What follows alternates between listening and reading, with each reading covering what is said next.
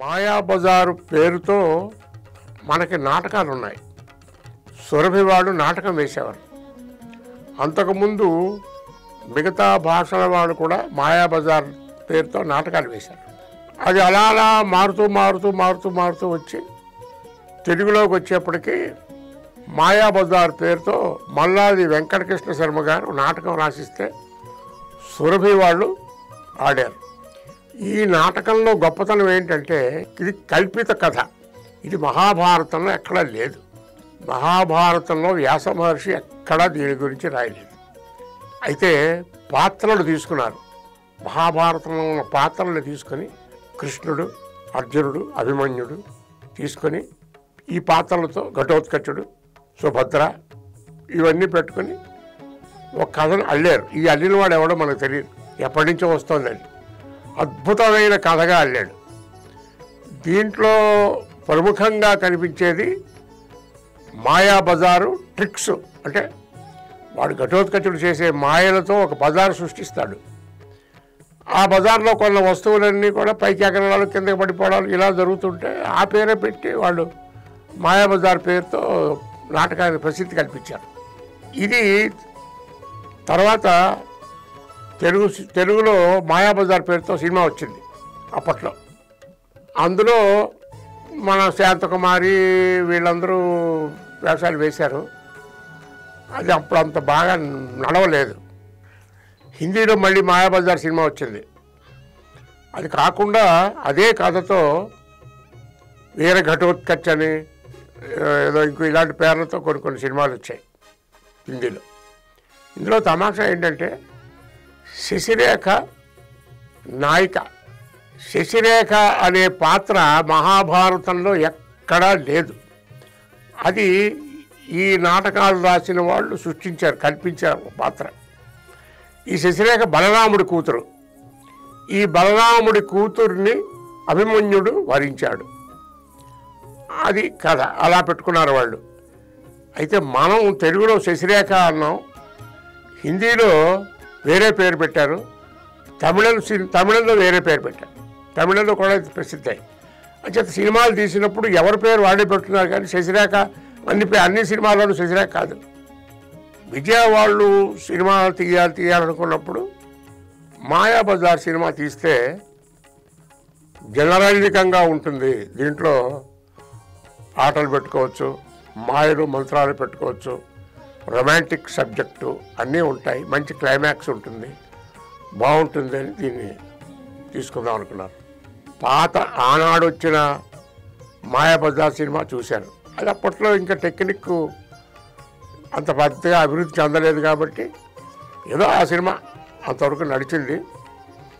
దాంట్లో కొన్ని పాటల్లో ఒక పాట వివాహ భోజనంబు వరుస దాంట్లోంచి తీసుకున్నారు మళ్ళీ వీళ్ళు. దాంట్లో వివాహ భోజనంబు ఇంకేదో ఉంటుంది మార్చి, ఎందుకంటే ఆ రైట్స్ లేవు వీళ్ళ దగ్గర కాబట్టి వివాహ భోజనంబు వింతైన పాయసంబు అని ఏదో ఉంటుంది, అది మార్చుకున్నారు. ట్యూన్ మాత్రం అదే, డటాన్ డటాన్ డటాన్ టన్ టడాన్ డడాన్ డడాన్ డన్ టడాన్ డడాన్ డడా, అదే ట్యూను సేమ్ ఇందులో అదే పెట్టారు. తక్కినంతా మొత్తం మార్చారు. ఘటోత్కచుడు గెటప్ దగ్గర నుంచి, సెట్ల దగ్గర నుంచి, కథ దగ్గర నుంచి, దృశ్యాల దగ్గర నుంచి, భాష దగ్గర నుంచి అన్నీ మార్చారు.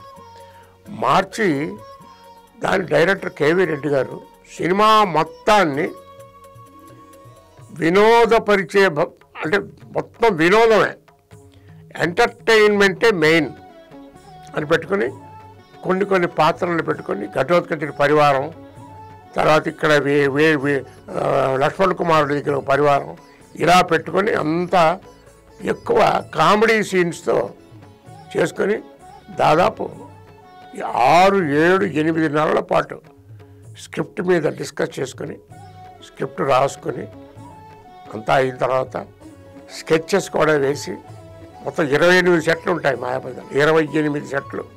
అన్నింటికీ ఆర్ట్ డైరెక్టర్స్ గోఖలే కళాధర్ వీళ్ళిద్దరూ కూర్చుని అవన్నీ చేసి వాళ్ళకి మీసాల దగ్గర నుంచి ఉంగరాలకు కూడా స్కెచెస్ వేశారు. చేతి ఉంగరాలు ఎలా ఉండాలి అది కూడా స్కెచ్ గీశారు. ఇవన్నీ అయిన తర్వాత ఆర్టిస్ట్ని బుక్ చేసుకున్నారు. రామారావు, నాగేశ్వరరావు, సావిత్రి అంతా అయిపోయిన తర్వాత ఈ సినిమా బడ్జెట్ వేశారు. వేస్తే అప్పట్లో 1956లో 55 ప్రారంభమైంది అనుకుంటాను. 26 లక్షలు 26 లక్షలు పెట్టి సినిమా తీయాలి. ఎందుకంటే ఆ రోజుల్లో 5 లక్షలకి 6 లక్షల సినిమా అయిపోతుంది. విజయవాడలో ఏ సాంఘిక తీసినా 7 లక్షలు ఏది మించరా. 26 లక్షలు పెడితే 5 సినిమాలు తీయొచ్చునే. ఈ మాయాబజార్కి ఎంతెందుకు అని డ్రాప్ చేశారు.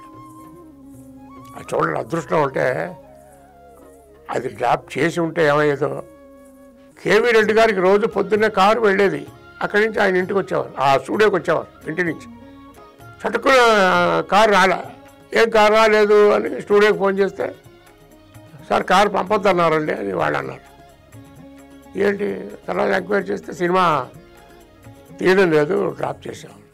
అంటే స్క్రిప్ట్ అంతా అయింది, ఫుల్గా ఆర్టిస్టులు ఎవరెవరు వాళ్ళందరినీ బుక్ చేసి పెట్టుకున్నారు, కాల్ షీట్స్ రాసుకున్నారు, స్కెచెస్ అయిపోయాయి.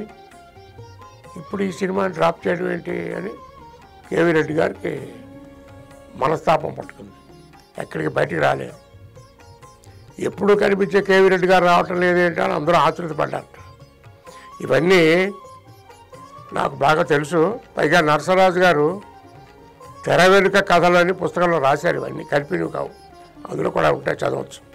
కేవీ రెడ్డి గారు షేవింగ్ కూడా చేసుకోకుండా ఇంట్లో దిగాలు పడుతూ కూర్చుంటే అక్కినే నాగేశ్వరరావు వీళ్ళంతా వెళ్ళి ఏంటి ఇలా ఉన్నారు ఏంటంటే, ఏముంది సినిమా తీయటం లేదు, నా కృషి అంతా వేస్ట్ అయిపోయింది, చాలా కష్టపడ్డాము, ఇది మరి అంతకంటే బడ్జెట్ తగ్గదు ఆ సినిమాకి, తీయడం లేదని అంటే. ఈ లోపల ఏవిఎం వాళ్ళకి మాయాబజార్ డ్రాప్ చేసుకున్నారని తెలిసి, అయితే మనం తీసుకుందాం ఈ సబ్జెక్ట్ బాగుంటుందని వాళ్ళు ఏదో ఏర్పాట్లు మొదలుపెట్టారు. ఇది బయట పొక్కింది.